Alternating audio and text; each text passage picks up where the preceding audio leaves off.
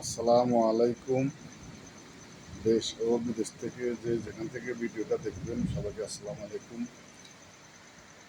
আমি সম্মানিত ইলিয়াস ভাই সাংবাদিক, আমেরিকা থেকে। আমি শ্রদ্ধা করি। ইলিয়াস ভাইয়ের অনুষ্ঠানগুলো আমি সবসময় দেখি।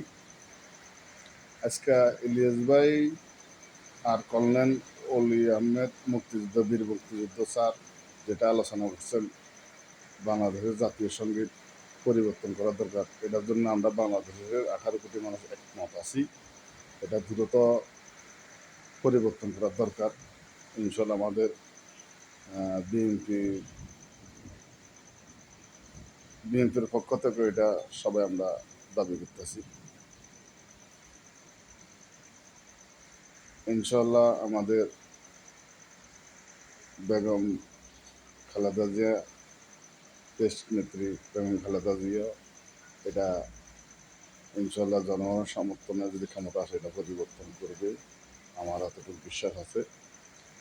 আর ইলিয়াস ভাই, আপনার যে অনুষ্ঠানগুলো তুলে ধরেন এটা খুবই ভালো লাগে, খুবই সত্য ঘটনা। বীর মুক্তিযুদ্ধ অলি আহমেদ স্যারকে আসসালামু আলাইকুম স্যার। আপনি যেটা সিদ্ধান্ত নিয়েছেন এটাই আমরা বাংলাদেশের 18 কোটি মানুষ আমরা সমর্থন করি। বাংলাদেশের জাতীয় সঙ্গীত এটা পরিবর্তন করা দরকার। এটা হলো ইন্ডিয়া জাতীয় সঙ্গীত, এটা আমাদের বাংলাদেশের জাতীয় সঙ্গীত। এটা আমরা বাংলাদেশের যারা মুক্তিযুদ্ধ অংশগ্রহণ করছে তার করে নিয়ে যারা লেখক আছে, কবি আছে, তারা বসি একটা সিদ্ধান্ত নিলে সবচেয়ে ভালো হবে। ডক্টর ইউনূস স্যারও এটা পরিবর্তন করার জন্য তার কাছে অনুরোধ জানাবো। ইনশাল্লাহ ডক্টর ইউনূস স্যার এটা বিবেচনা করবে। তো আমাদের বাংলাদেশে 18 কোটি মানুষের পক্ষ থেকে এটা দ্রুত আন্ডারের দাবি জানাতেছে, এটা পরিবর্তন করা দরকার। শুধু এটা না, বাংলাদেশে আরো বহুত কিছু পরিবর্তন করা দরকার। বহুত জায়গায় ইন্ডিয়ার দালালেরা বসি আছে আপনার সব জায়গায়। এগুলা শেষ করার দরকার। আমাদের বাংলাদেশের স্বাধীন বাংলাদেশের এইসব লোক আমাদের বাংলাদেশ স্বাধীনতার জন্য সমস্যা।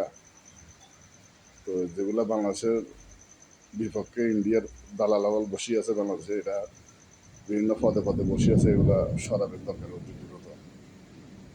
ডক্টর ইউনূস স্যারকে আমরা অনুরোধ জানাবো এগুলা নজর দেওয়ার জন্য। ইনশাল্লাহ আশা করি এটা দ্রুত শেষ করা হবে।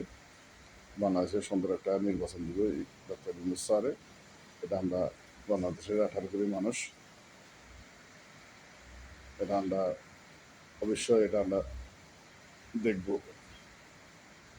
তো ইলিয়াস ভাই, ভালো থাকবেন, সুস্থ থাকবেন। ইনশাল্লাহ আপনি ভিডিও আমরা সবসময় দেখবো, ভালো ভালো সত্য ঘটনা তুলে ধরবেন। কল্যাণ কল্যাণ অলি আহমেদ স্যারকে আসসালামু আলাইকুম স্যার। ভালো থাকবেন, সুস্থ থাকবেন।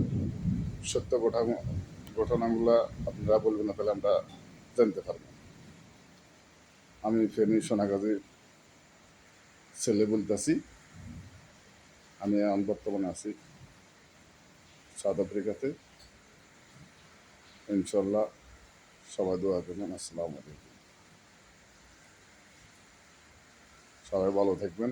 16ই ডিসেম্বরের বাংলাদেশ স্বাধীন, 16 ডিসেম্বরের অগ্রিম ও আন্তরিকতা শুভেচ্ছা জানাতেছি আমাদের প্রবাসী পক্ষ থেকে। আমাদের মহান স্বাধীনতা দিবস 16 ডিসেম্বর উপলক্ষে সবাইকে আন্তরিক শুভেচ্ছা জানাতেছি প্রবাসীর পক্ষ থেকে। আসসালামু আলাইকুম।